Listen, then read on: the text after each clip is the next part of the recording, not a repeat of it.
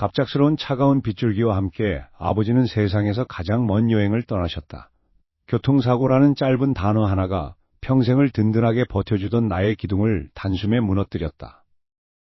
장례식장에 들어선 순간부터 나는 정신을 차릴 수 없었다. 주위의 모든 소리가 아득하게 멀어지고 가슴 속에는 그저 거대하고 시커먼 구멍이 뚫린 것만 같았다.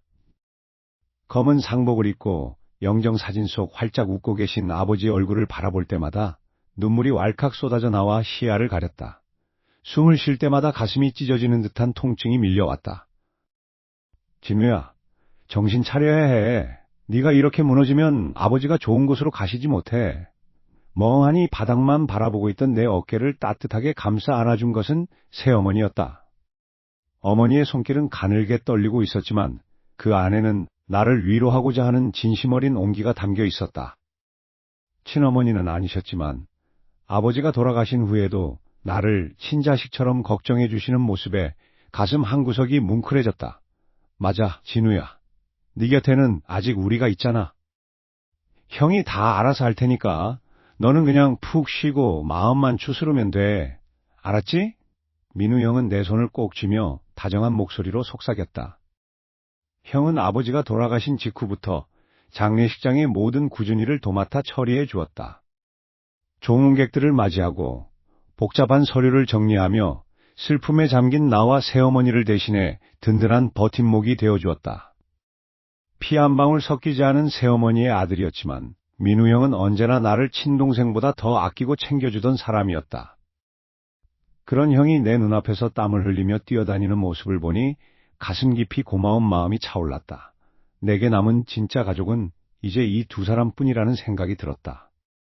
나는 형의 넓은 어깨를 바라보며 깊은 신뢰를 느꼈다. 장례식이 끝나고 며칠 뒤 민우 형은 무거운 표정으로 거실 테이블 위에 두꺼운 서류 뭉치를 올려놓았다.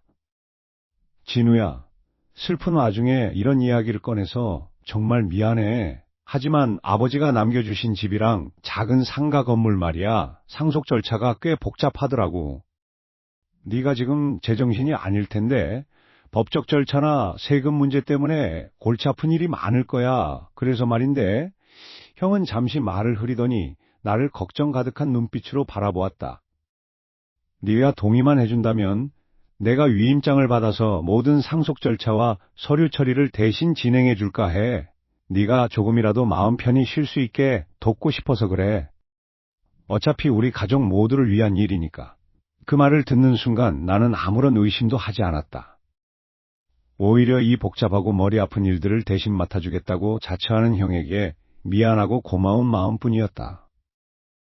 아버지가 물려주신 소중한 자산이었지만 지금의 나에게는 그저 무거운 짐처럼 느껴질 뿐이었다. 가족을 위해 항상 헌신적인 형이었기에 나는 당연히 형의 손을 잡아야 한다고 믿었다. 고마워 형. 내가 지금 뭘 어떻게 해야 할지 전혀 모르겠는데 형만 믿을게. 형이 알아서 잘 처리해줘. 나는 떨리는 손으로 펜을 쥐었다. 테이블 위에 펼쳐진 위임장 서류에는 내 이름과 서명을 적는 칸이 선명하게 보였다. 가슴이 조금 두근거렸지만 겉으로는 다정하게 웃으며 나를 격려해주는 형의 얼굴을 보니 안도감이 찾아왔다. 나는 망설임 없이 종이 위에 내 이름을 정자체로 꾹꾹 눌러줬고 마지막 서명란에 펜촉을 가져다 댔다. 사각거리는 날카로운 종이 마찰음이 고요한 거실 안을 채웠다. 아버지를 잃은 거대한 슬픔 속에서 나는 그렇게 나를 지켜줄 유일한 동반자라고 믿었던 형에게 모든 권한을 넘기는 서명을 마쳤다. 그러나 내가 고개를 숙인 채 안도의 한숨을 내쉬며 펜을 내려놓은 바로 그 순간 내 모든 것을 위임받은 서류를 챙겨들던 민우 형의 얼굴에서 그동안 보여주었던 따뜻하고 다정한 미소가 순식간에 증발해버렸다. 지독하리만치 차갑고 탐욕스러운 계산으로 가득 찬 날카로운 시선이 내 정수리를 향해 내리꽂히고 있다는 사실을 나는 그때 전혀 알지 못했다. 아버지의 갑작스러운 장례식을 치른 지 몇 주가 지났지만 가슴 속의 구멍은 조금도 메워지지 않았다. 온 세상이 멈춰버린 것만 같은데 시간은 잔인하도록 무심하게 흘러갔다. 아버지가 남기신 흔적들을 정리해야 한다는 생각에 나는 무거운 몸을 이끌고 오래된 옛집으로 향했다. 문을 열고 들어서자마자 집안을 가득 채운 아버지가 쓰시던 스킨 냄새와 오래된 책 냄새가 코끝을 스쳤다. 눈물이 울컥 차올랐지만 간신히 삼켜내며 예전에 아버지가 서재에 따로 보관해 두셨던 오래된 토지 문서와 집안 서류들을 찾아보기로 했다. 방들을 둘러보며 거실을 지나갈 때였다. 저 멀리 복도 끝에 있는 새어머니의 방 쪽에서 나지막하지만 서슬퍼런 목소리들이 흘러나왔다. 평소처럼 조용해야 할 집안에 묘한 긴장감이 감돌고 있었다. 한 걸음 한 걸음 조심스럽게 다가가 보니 문은 굳게 닫혀 잠겨 있었고 그 틈새로 새어머니와 민우 형의 날카로운 대화 소리가 새어나오고 있었다. 민우야, 이건 정말 아니지 않니? 진우한테 한마디 상의도 없이 이렇게까지 처리하는 건 아무리 생각해도 어머니, 제가 몇 번을 말씀드려요. 지금은 타이밍이 중요해요.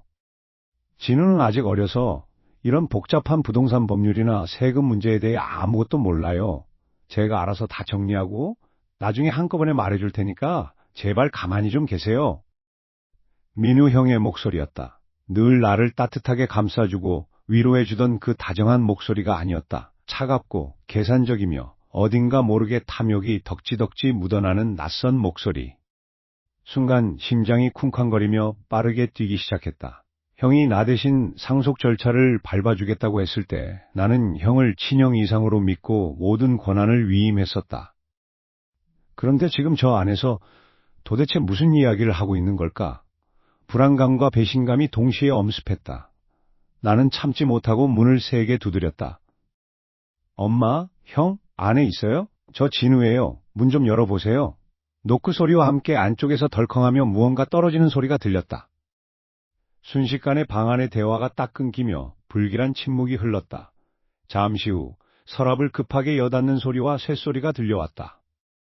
문틈으로 살짝 비친 실루엣으로 보아 민우 형이 책상 위에 가득 펼쳐져 있던 두꺼운 서류 뭉치들을 다급하게 낚아채 벽면에 있는 개인 금고 속으로 밀어넣고 있는 게 분명했다. 철컥하는 소리와 함께 금고가 잠기는 소리가 사방에 울렸다. 이윽고 문이 열렸다. 문 앞에 선 민우 형의 얼굴은 차갑게 굳어 있었다. 형은 당황한 기색을 지우려는 듯 억지 미소를 지었지만 눈빛만큼은 얼음장처럼 차가웠다. 진우야? 연락도 없이 어쩐 일이야? 아버지 서류 좀 찾으러 왔어. 그런데 두 사람 안에서 무슨 얘기하고 있었던 거야? 분위기가 왜 그래? 내가 안을 들여다보려고 하자 민우 형은 슬그머니 몸으로 내 시야를 가로막았다. 그리고는 내 어깨를 툭툭 치며 이질적인 다정함을 가장해 말했다. 아무것도 아니야. 어머니 건강이 요즘 좀 안 좋으셔서 그 문제로 얘기하던 중이었어. 그것보다 진우 너 아직 장례 치른 지 얼마 안 돼서 마음도 추스르지 못했을 텐데 여기 왜 왔어? 집안 서류나 복잡한 일들은 이 형이 알아서 다 처리해준다고 했잖아. 넌 그냥 집에서 푹 쉬면서 마음이나 달래. 어서 돌아가봐. 말은 다정했지만 행동은 명백한 거절이자 축출이었다. 내 등을 떠밀어 현관으로 향하게 하는 형의 손길에는 거역하기 힘든 단호함이 실려 있었다. 뒤를 돌아보니 새어머니는 가슴을 졸인 채 초조한 얼굴로 손가락만 만지작거리고 계셨다. 무언가 단단히 잘못되었다는 직감이 온몸의 세포를 깨웠다. 나를 진심으로 아껴주던 형의 모습 뒤로 거대하고 시커먼 그림자가 일렁이는 것만 같았다. 결국 나는 아무런 서류도 찾지 못한 채 쫓기듯 옛집을 나와 터덜터덜 길을 걸었다. 머릿속이 수많은 의문과 배신감으로 뒤엉켜 터질 것만 같았다. 바로 그때 주머니 속에서 진동과 함께 스마트폰 화면이 밝아졌다. 화면에 뜬 이름은 아버지가 생전에 가장 신뢰하시던 오랜 고향 친구이자 세무사분이셨다. 침을 삼키며 메시지를 확인한 순간 내 심장은 그대로 멎어버리는 것 같았다. 진우야, 혹시 요즘 상속 서류 때문에 어디 법무사나 공증사무소에 위임장 보낸 적 있니? 아까 아는 공증인한테 연락이 왔는데 며칠 전에 어떤 젊은 남자가 위임장이랑 인감도장을 들고 와서 너희 가족 이름으로 된 집이랑 상가 건물권 고유 원본 서류들을 전부 몰래 빼갔다고 하더구나. 아무래도 이상해서 연락한다. 확인해보렴. 집으로 돌아오는 길 내내 민우 형의 차가운 눈빛과 서둘러 서류를 감추던 손길이 머릿속을 떠나지 않았다. 평생을 다정하게 내 곁을 지켜주던 형이었다. 아버지가 돌아가셨을 때도 나를 품에 안고 함께 울어주던 유일한 혈육 같은 존재였다. 하지만 오늘 본 형의 모습은 내가 알던 사람이 아니었다. 무언가 숨기고 있다. 그것도 아주 거대하고 위험한 것을. 가슴속 깊은 곳에서 정체 모를 불길함이 엄습했다. 도저히 가만히 있을 수가 없었다. 나는 떨리는 손으로 휴대폰을 찾아 화면을 켜고 고등학교 때부터 가장 친한 친구이자 현재 대형 로펌에서 일하고 있는 변호사 친구의 이름을 찾아 전화 버튼을 눌렀다. 신호음이 몇 번 울린 뒤 수화기 너머로 익숙한 목소리가 들려왔다. 진우야, 무슨 일 있어? 친구의 목소리를 듣자마자 참았던 긴장감이 확 밀려왔다. 나는 마른 침을 삼키며 조심스럽게 입을 열었다. 준호야, 다름이 아니라 좀 부탁할 게 있어서. 우리 아버지 유산 관련해서 지금 상속 절차가 어떻게 진행되고 있는지 법적으로 좀 확인해 줄 수 있을까? 민우 형한테 전부 위임하긴 했는데 아무래도 이상한 기분이 들어서 말이야. 준호는 내 갑작스러운 요청에 조금 놀란 듯 했지만 이내 진지한 목소리로 대답했다. 알았어. 안 그래도 네가 걱정돼서 한번 들여다보려고 했어. 법원이나 등기소 쪽에 등록된 서류가 있는지 내가 바로 알아보고 연락해줄게. 너무 걱정 말고 기다리고 있어. 친구의 차분한 목소리에 겨우 한숨을 돌리며 전화를 끊었다. 하지만 심장의 두근거림은 쉽게 가라앉지 않았다. 그렇게 며칠이 지나지 않은 어느 날 오후, 거실에 멍하니 앉아 있는데 갑자기 초인종이 날카롭게 울렸다. 문을 열어보니 우체부 아저씨가 법원에서 온 등기 우편이라며 봉투 하나를 건넸다. 법원에서 나에게 올 우편물이 무엇이 있단 말인가? 불길한 예감에 손끝이 덜덜 떨렸다. 서둘러 봉투를 뜯고 내용물을 꺼내 확인한 순간 나는 내 눈을 의심할 수밖에 없었다. 그것은 다름 아닌 아버지가 남기신 유언장 통지서였다. 종이에는 믿을 수 없는 문구들이 또렷하게 적혀 있었다. 아버지가 돌아가시기 직전 자신의 모든 재산, 즉 우리가 살던 집과 작은 상가 건물 전체를 오직 민우 형에게만 단독으로 상속한다는 내용이었다. 말도 안 돼. 이건 말도 안 바가 없어. 내 목소리가 허공에서 갈라졌다. 아버지는 생전에 늘 나와 민우 형에게 공평하게 나누어 주겠다고 말씀하셨던 분이다. 나를 그토록 사랑하셨던 아버지가 나에게 단 한 푼의 재산도 남기지 않고 전부 민우 형에게만 주겠다는 유언장을 쓰셨을 리가 없었다. 나는 정신없이 서류 하단에 첨부된 유언장 사본을 확인했다. 혹시 위조된 것이 아닐까 하는 실말 같은 희망을 품고 눈을 크게 떴다. 하지만 유언장을 자세히 들여다본 순간 나는 온몸의 피가 전부 빠져나가는 듯한 충격을 받았다. 종이 위에 적힌 비뚤비뚤하면서도 힘있는 서체는 누가 봐도 평소 아버지의 독특한 필체 그대로였다. 게다가 그 옆에 선명하게 찍혀있는 인감도장 역시 아버지가 가장 소중히 보관하시던 그 도장이 확실했다. 필적도 인감도 완벽하게 일치했다. 법적으로 아무런 하자가 없는 완벽한 진짜 유언장이었다. 머릿속이 하얘지고 눈앞이 캄캄해졌다. 민우 형이 그동안 나에게 보여준 그 따뜻한 미소와 배려는 모두 이 순간을 위한 연극이었단 말인가? 나를 철저하게 기만하고 뒤통수를 친 형의 얼굴이 떠올라 분노와 배신감으로 숨이 막혀왔다.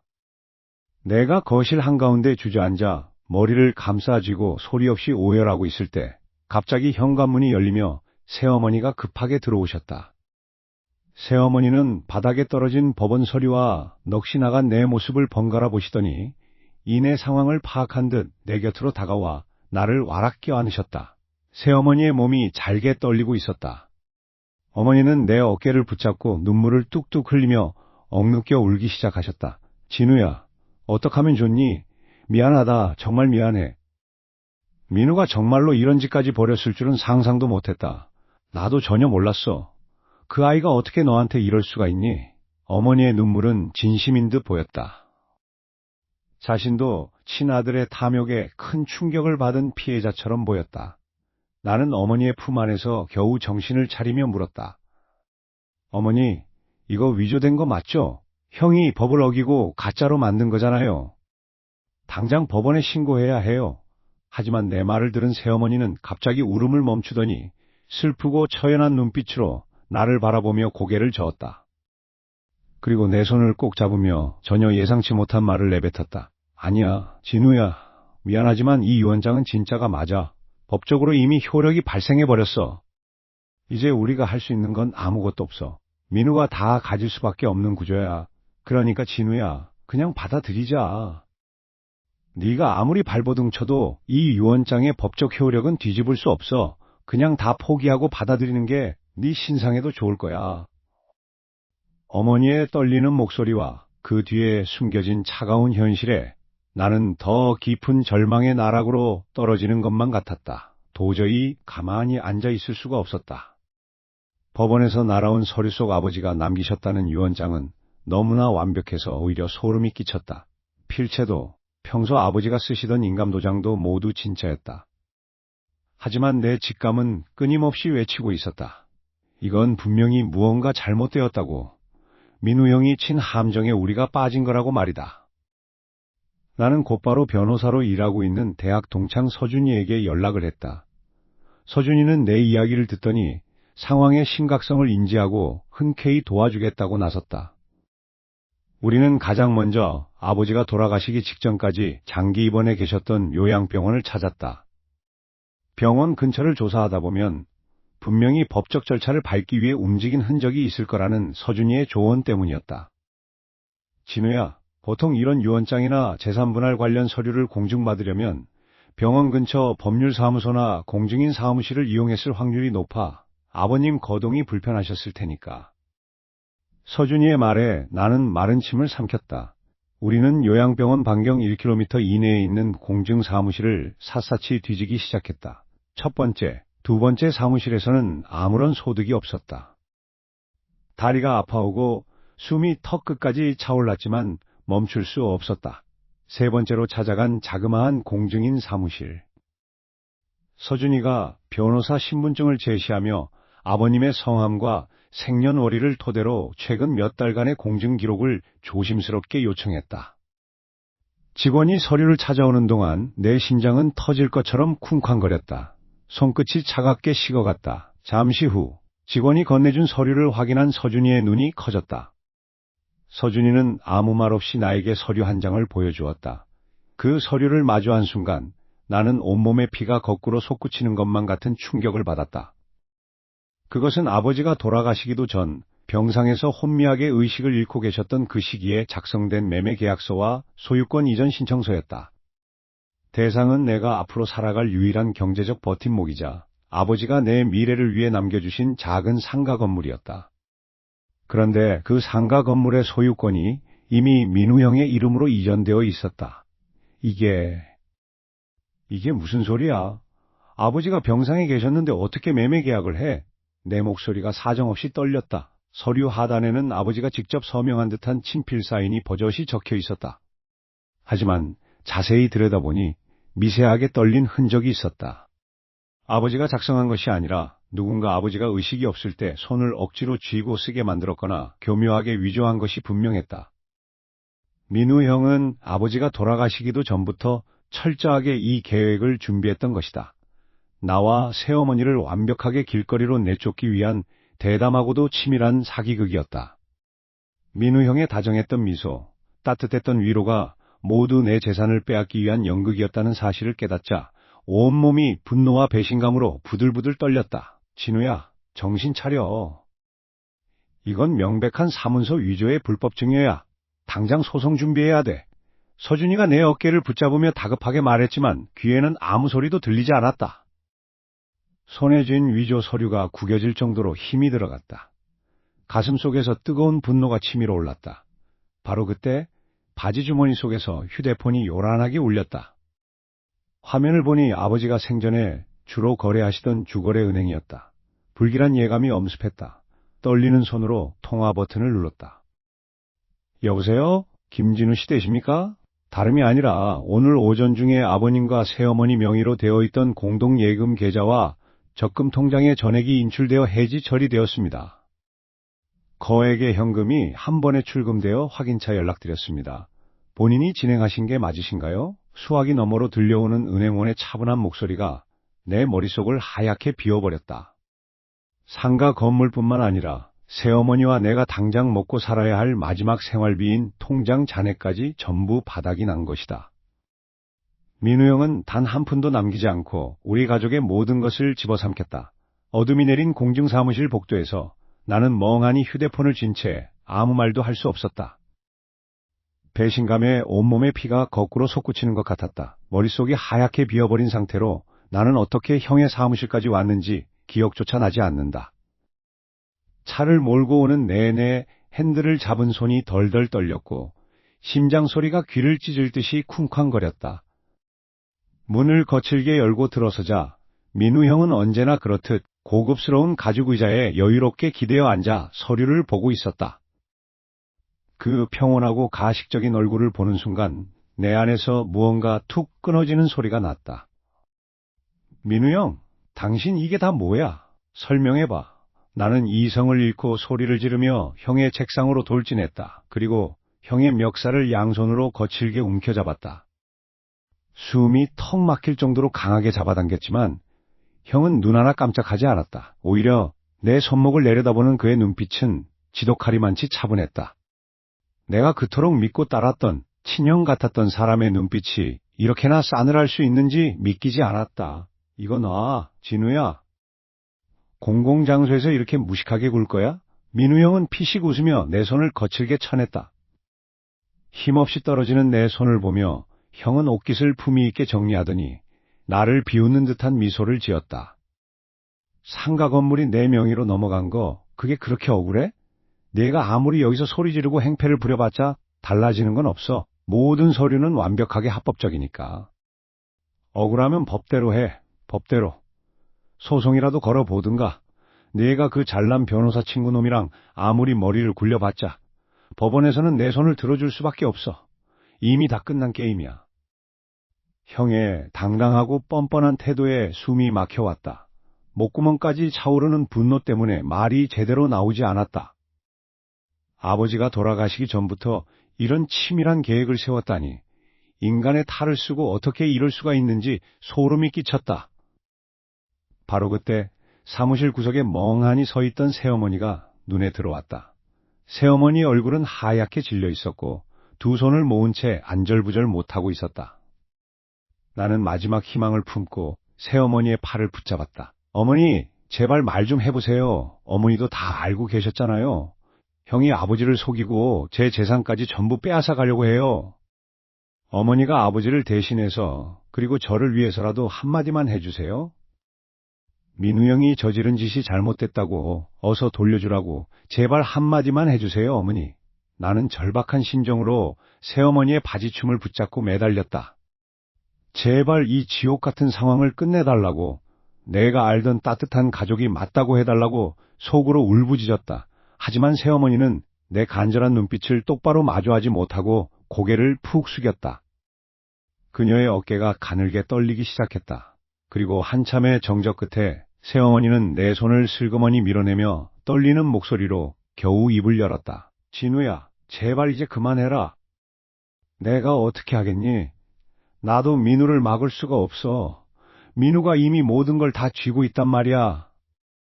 전말을 알기 전까지는 그저 새어머니마저 민우 형과 한패인 줄로만 알았다. 배신감에 온몸이 부들부들 떨렸고 가슴을 찌르는 듯한 통증에 숨조차 제대로 쉴 수 없었다. 하지만 변호사 친구인 준호는 나를 진정시키며 사건의 뿌리부터 차근차근 파헤쳐 보자고 했다. 반격을 가할 수 있는 결정적인 무기를 찾기 위해 우리는 새어머니가 예전에 살던 고향 땅으로 직접 내려가기로 했다. 비가 부슬부슬 내리는 흐린 날씨 속에 준호와 나는 오래된 행정복지센터와 동네 노인정을 이잡듯 뒤지며 과거의 기록을 추적하기 시작했다. 그곳에서 오래된 가족관계 서류와 당시 새어머니를 기억하는 고향 주민들의 증언을 확보하는 순간 준호와 나의 입에서는 동시에 경악의 탄식이 터져나왔다. 서류에 적힌 진실은 내 상상을 초월하는 잔인한 반전이었다. 민우 형은 새어머니가 전 남편과의 사이에서 낳은 친자식이 아니었다. 새어머니는 과거의 아픔을 달래기 위해 고아원에서 은밀하게 민우 형을 입양했던 것이었다. 하지만 그보다 더 소름 끼치는 사실은 민우 형이라는 존재 자체가 이 집안의 재산을 가로채기 위해 철저하게 계산된 가짜 아들의 대역이었다는 점이다. 민우 형은 자신이 입양하라는 사실을 철저히 숨긴 채 오직 돈을 목적으로 새어머니의 친아들 행세를 해왔다. 그리고 서류상으로 완벽한 범죄를 저지르기 위해 새어머니의 신분증과 도장을 몰래 훔쳐냈다. 준호가 내민 필적 감정서와 서류 사본에는 새어머니의 이름으로 작성된 상속 권리 포기 각서가 선명하게 찍혀 있었다. 민우 형이 새어머니의 명의를 도용해 직접 서명하고 날인한 위조 문서였다. 결국 새어머니는 자신이 가슴으로 키운 아들에게 철저하게 이용당하고 있었던 것이다. 민우 형은 새어머니와 나를 동시에 속이며 우리 아버지가 남긴 전 재산을 혼자서 독식하려는 거대한 음모를 꾸몄다. 손에 쥔 서류가 분노로 인해 사정없이 구겨졌다. 새어머니의 인감도장과 가짜 서명이 가득한 위조 서류들을 바라보는 순간 머릿속이 징하게 울렸다. 민우 형은 인간의 탈을 쓴 악마였다. 그리고 그 악마의 덫에 걸려든 것은 나뿐만이 아니었다.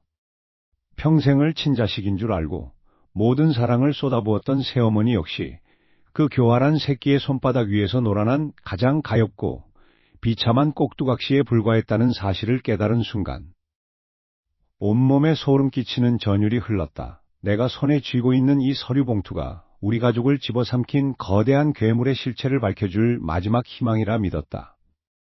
민우 형이 친자식이 아니라는 충격적인 출생의 비밀, 그리고 새어머니까지 철저하게 속여가며 재산을 가로챈 증거들이 이 안에 고스란히 담겨 있었다.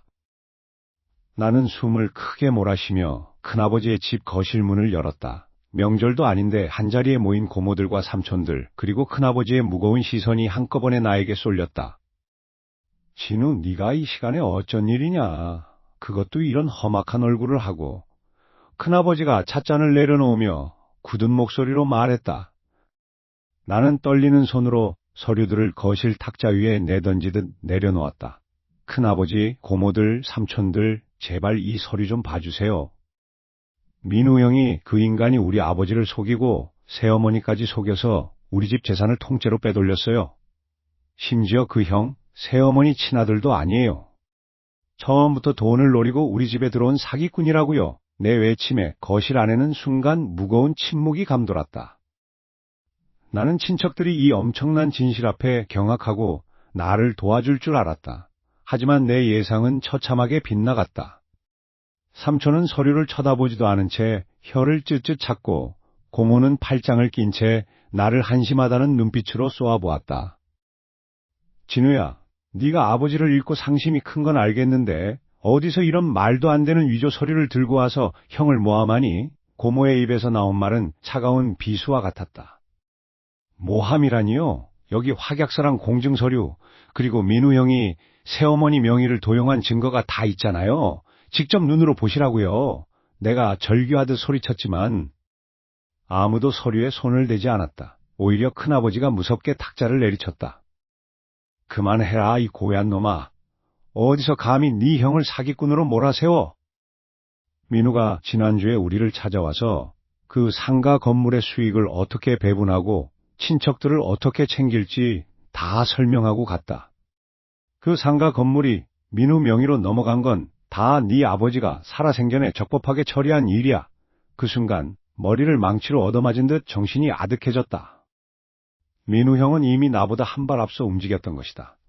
상가 건물의 막대한 이익을 미끼로 이 탐욕스러운 친척들의 입을 이미 다 막아버린 상태였다. 고모와 삼촌들은 내 억울함이나 아버지가 남긴 진실 따위에는 관심이 없었다. 오직 민우 형이 약속한 돈, 그 시커먼 이속만 챙기면 그만이었던 것이다. 돈에 눈이 멀어가지고 돌아가신 네 아버지 얼굴에 똥칠을 해도 유분수지 어떻게 키워준 새어머니랑 형을 이렇게 모함할 수가 있어? 정말 무서운 놈이네. 너 그렇게 안 봤는데 왜 이렇게 이기적이고 탐욕스럽냐? 삼촌이 나를 향해 손가락질을 하며 소리를 질렀다. 제가 탐욕스럽다고요? 당한 건 저예요. 제 모든 걸 빼앗긴 건 저라고요. 나를 향해 쏟아지는 친척들의 비난과 욕설 속에서 나는 철저하게 외톨이가 되었다. 억울함과 분노로 눈앞이 핏빛으로 물드는 것 같았다. 핏줄이라고 믿었던 인간들이 돈 몇 푼에 눈이 멀어 나를 폐륜화로 몰아세우고 있었다. 결국 나는 쫓겨나듯 그 집에서 밀려났다. 대문 밖으로 사정없이 내던져진 서류들이 차가운 바람에 흩날렸다. 그 난장판 속에서 한 걸음 뒤늦게 소식을 듣고 달려온 새어머니가 마당 한 구석에 털썩 주저앉아 계셨다. 새어머니는 자신이 가슴으로 키운 아들에게 철저하게 배신당했다는 비참함과 나에 대한 미안함에 가슴을 쥐어뜯으며 핏물이 섞인 눈물을 흘리고 계셨다.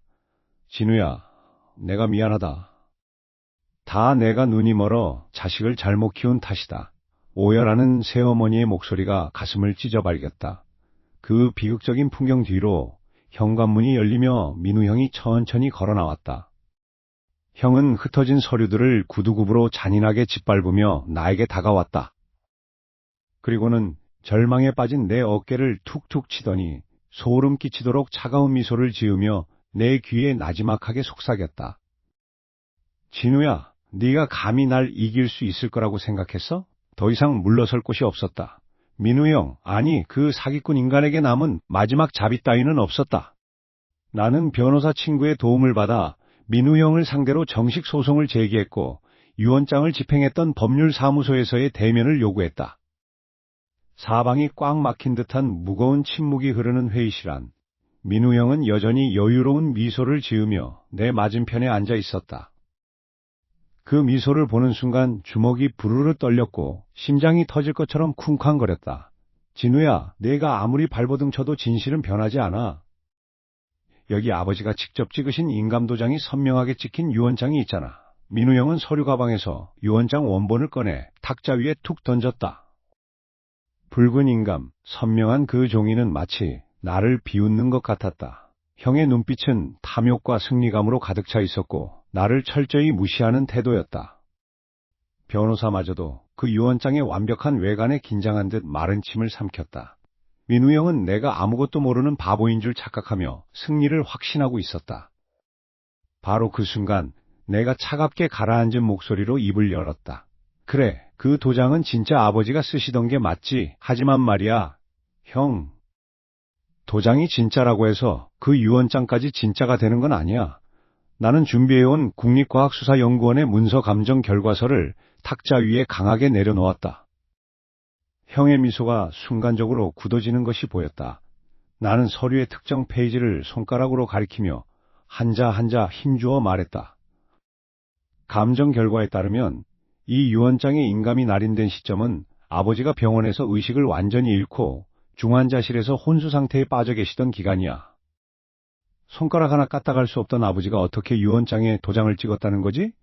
이건 명백한 사문서 위조이자 위계에 의한 공정증서 원본 부실기재야.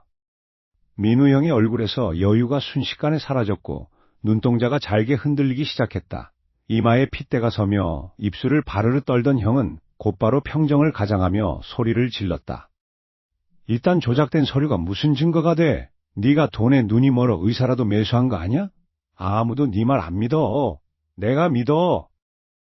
회의실 문이 열리며 묵직한 목소리가 울려 퍼졌다. 들어선 사람은 다름 아닌 새어머니였다. 늘 민우 형의 편일 줄 알았던, 그리고 친아들인 줄 알고 평생을 속아 살아온 새어머니가 내 곁으로 걸어와 섰다. 민우 형은 소스라치게 놀라며 자리에서 일어났다. 새어머니의 눈에는 배신감과 슬픔, 그리고 단호한 결연함이 서려 있었다. 어머니? 어머니가 왜 저 자식 옆에? 민우, 너 내 명의까지 도용해서 상속 포기 서류를 꾸몄더구나. 진우 말이 맞아. 그날 병실에서 내가 아버지 옷가지와 서랍을 뒤져 인감도장을 몰래 훔쳐가는 걸 내가 똑똑히 봤다. 내가 진우의 증인으로 이 자리에 섰다. 새어머니의 한마디는 민우 형의 심장에 비수를 꽂았다. 철저하게 계산된 형의 시나리오가 완전히 무너져 내리는 순간이었다. 상황을 지켜보던 담당 변호사와 공증인이 새어머니의 결정적인 증언을 조서에 기록하기 위해 펜을 움직이기 시작했다. 전세는 완전히 역전되었고 나는 드디어 정의를 되찾았다고 생각했다. 하지만 그 순간 민우 형이 갑자기 미친 사람처럼 히킹거리며 웃기 시작했다. 소름 끼치는 웃음소리가 회의실 안을 가득 채웠다. 형은 서두르지 않고 자신의 품 안쪽 주머니로 손을 뻗었다. 그리고는 전혀 예상치 못한 아주 낡은 종이 한 장을 천천히 꺼내들었다. 형의 입꼬리가 귀에 걸릴 듯 잔인하게 올라갔다. 하하하, 역시 순진에 빠졌구나. 진우야. 네가 겨우 그딴 감정서 하나로 날 무너뜨릴 수 있을 줄 알았어? 어머니도 참 실망스럽네요. 하지만 어쩌죠? 진짜 카드는 아직 내 손에 있는데. 민우 형이 탁자 위에 슬며시 밀어넣은 그 낡은 서류의 상단에는 믿을 수 없는 제목이 적혀 있었다. 나와 새어머니, 그리고 변호사의 시선이 동시에 그 종이로 향했고 회의실 안은 순식간에 얼음장처럼 차갑게 얼어붙었다. 법정의 문이 열리고 마지막 재판이 시작되었을 때 내 심장은 터질 것처럼 가쁘게 뛰고 있었다. 내 옆에는 오랜 시간 민우 형에게 속아 아들인 줄로만 알았던, 그러나 이제는 진실을 마주하고 눈물을 흘리는 새어머니가 앉아 있었다. 저 건너편 피고인석에 앉은 민우 형은 여전히 한치의 흐름도 흐트러지지 않은 포커페이스를 유지한 채 나를 비웃듯 쳐다보고 있었다. 완벽하다고 믿었던 그의 가면이 오늘 이 자리에서 완전히 찢겨나갈 것이라는 사실을 그는 아직도 직감하지 못한 듯했다. 피고 변호인 측은 유언장의 날인과 서명이 모두 고인의 친필이라고 주장하지만 저희가 제출한 국립과학수사연구원의 최종 감정 결과는 전혀 다릅니다. 우리 측 변호사가 단호한 목소리로 법정을 압도했다.